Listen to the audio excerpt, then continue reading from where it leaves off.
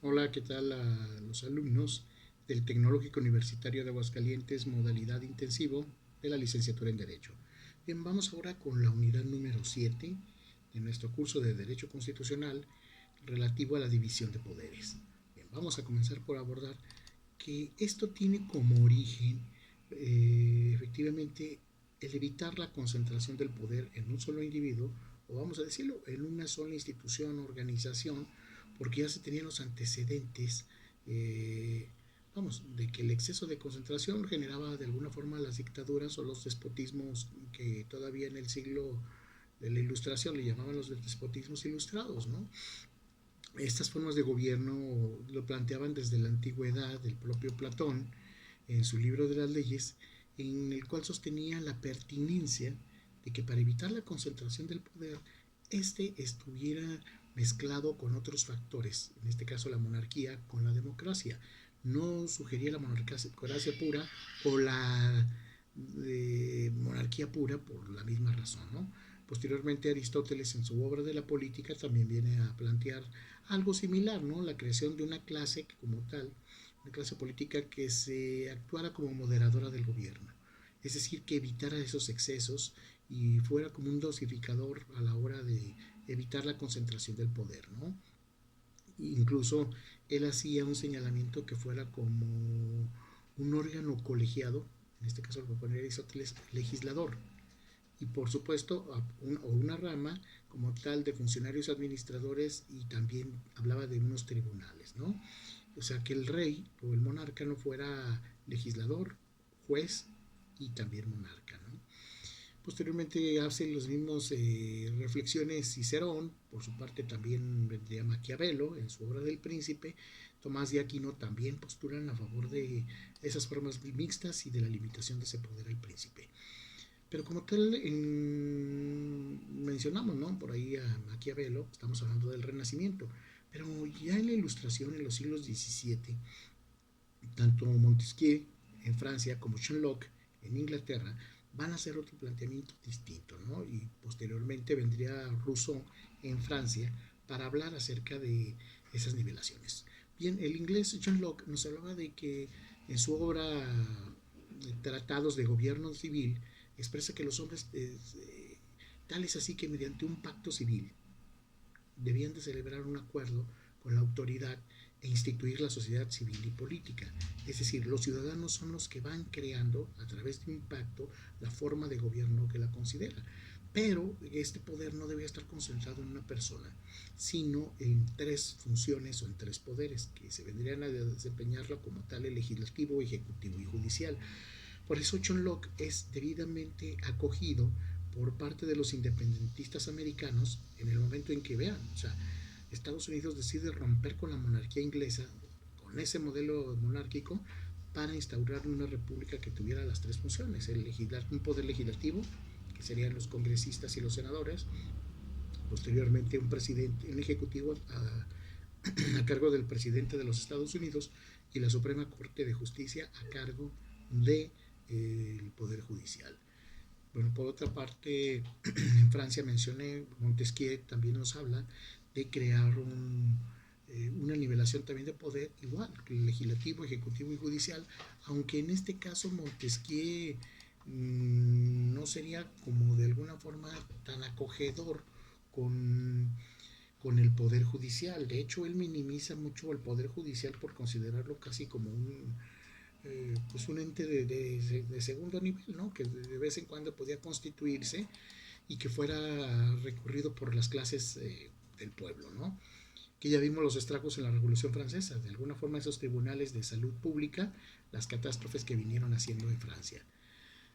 Bien, la división de poderes, como tal, aquí en territorio mexicano, aparece en la Constitución de Cádiz, 1812. ¿Se acuerdan cuando todavía era ese México independiente, que dependía de España?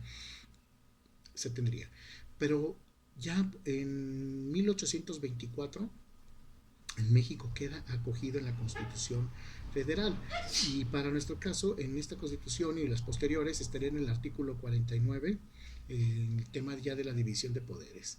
Bien, en esta parte cabe señalar que que se ha tenido desde la Constitución del 24 hasta todavía la del 17 es un régimen presidencialista con una carga hacia el presidente el control.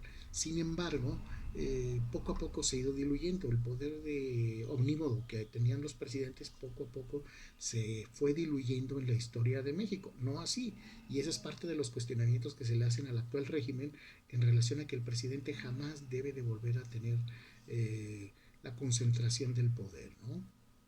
Bien, las características, miren, una de las recomendaciones como tal fue que el poder ejecutivo no se depositara en dos personas para el caso mexicano, ¿no? Con base en el artículo 49, sino que fuera una sola persona, porque las decisiones de alguna forma que tiene el poder ejecutivo a la hora de tomar la decisión en un régimen presidencial, pues uno debe de ser el responsable, ¿no? Él toma independientemente de lo que le ordenen en sus gabinetes, pero los equilibrios pues vendrían por parte del legislativo y la constitucionalidad o el Estado de Derecho que defendería como tal el Poder Judicial. Eso ya lo vamos a ver en la unidad de medios de control constitucional. Bien, también, bueno, algunos en esta división de poderes cabe señalar que la Constitución es muy clara que para evitar la concentración de poderes, dice dos poderes no pueden estar en un órgano colegiado ni en un órgano que vamos a verlo que podemos decir por un solo individuo, ¿no? ¿Cómo podríamos decirlo? Miren, que si el presidente, por ejemplo, que el presidente sea parte de titular del Ejecutivo, aparte de ser titular del Poder Judicial. Eso no es posible, ni el Poder Judicial concentrar dos poderes. La Constitución es determinante en que ninguno puede concentrar más que el poder que le ha sido otorgado como tal por la propia Constitución.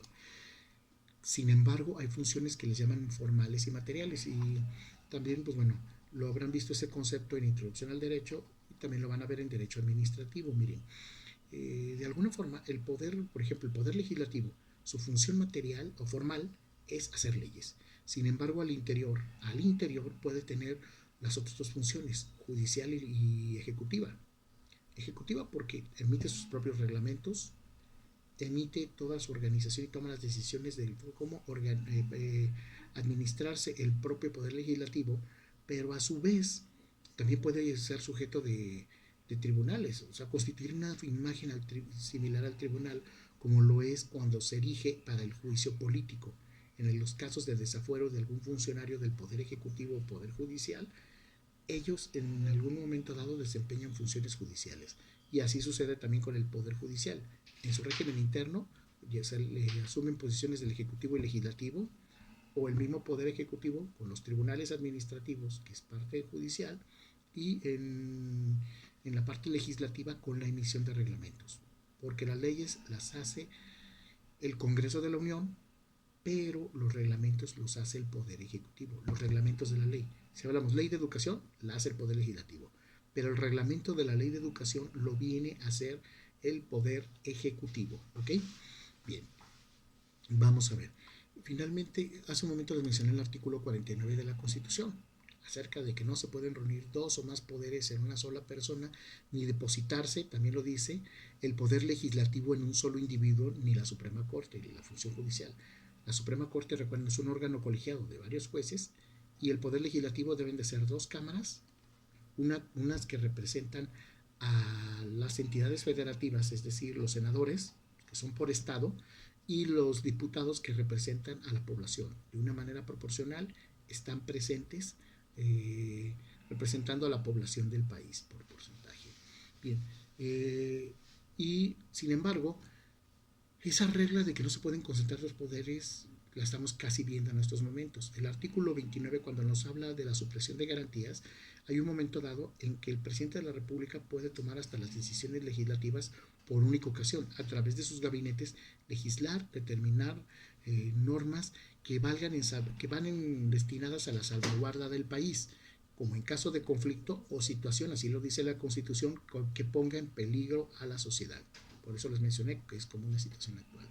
Bueno, pues nos veremos en la próxima unidad, la unidad 8, y pues bueno, esperemos que lo hayan entendido y consulten sus diapositivas. Hasta luego.